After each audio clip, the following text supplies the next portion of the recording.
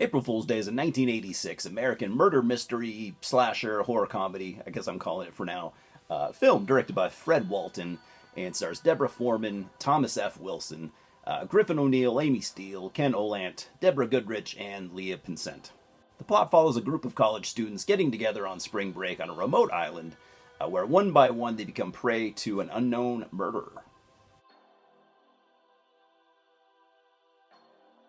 I'd actually never heard of this movie literally until last week when I noticed that it was playing at my local Regal theater.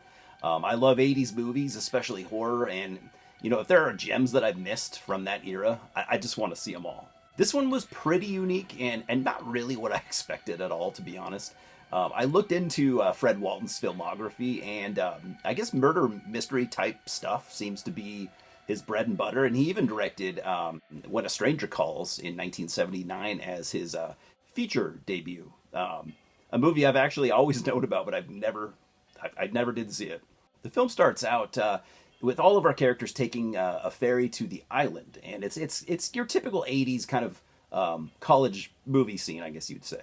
Dude's talking about getting laid and all that.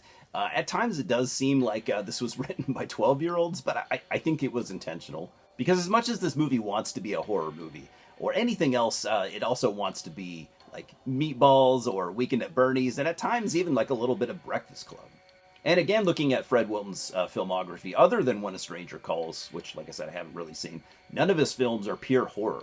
And April Fool's Day really is no different. It's a unique movie that doesn't really slide into like any one genre. I actually had read somewhere before I watched it that this was a slasher. So unfortunately, I guess I did kind of expect it to be one.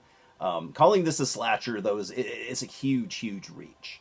But the coolest part about this movie, in my opinion at least, is the fact that whether or not you like the execution, there are some very unique things going on. And it does shake things up, maybe even as a direct attempt to bring something fresh to the horror genre. So shortly after arriving at the mansion that all of our characters are staying at, one by one, they just begin to get murdered. And one of the unique aspects I was kind of talking about is the fact that you don't ever see the murders happen, and you don't ever see the murderer. You just kind of see the aftermath when somebody finds like a dead body. And this right away, in my opinion at least, keeps this movie out of the slasher category. But that I guess could be an interesting conversation to be had. Do you have to see the kills happen for the movie to qualify as a slasher? In my opinion, this is a murder mystery with horror elements, comedy elements too, I guess. Everything about it is fairly unconventional. It's not a scary movie, not even particularly creepy, which is fine.